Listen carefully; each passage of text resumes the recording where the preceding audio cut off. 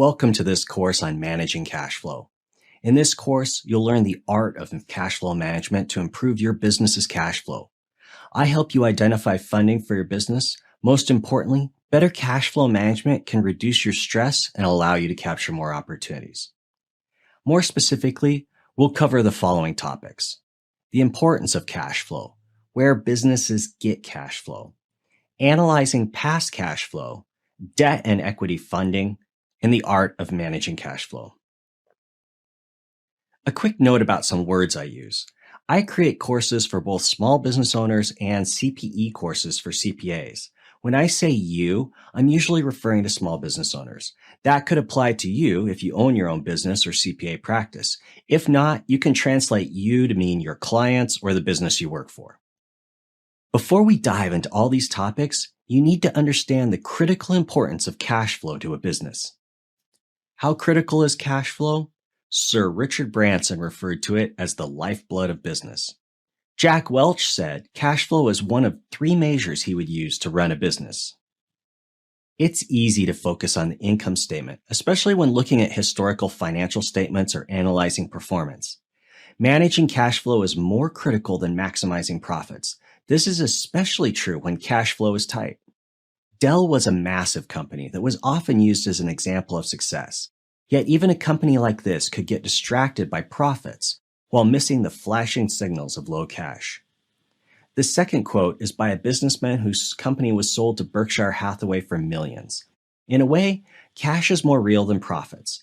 Profits, especially accrual-based profits, are a good measure of profitability and performance. However, you pay your employees and vendors with cash, not profits.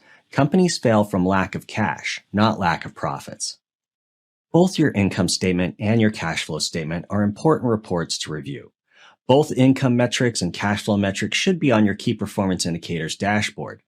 They tell you different things about your company, and there are some big differences between profits and cash flow. For instance, lack of profits will eventually ruin a company, but lack of cash means instant death. No profit is like no food. It's uncomfortable, but you can function for a while. No cash is like no air. You can't survive very long without it. Let me tell you a story about a company called Wiseacre Frozen Treats. They started in a schoolhouse kitchen in March of 2006. Just 2 years later, they had quickly grown to 15 employees and a manufacturing facility that supplied many major supermarket chains on the East Coast. That was the year they went bankrupt.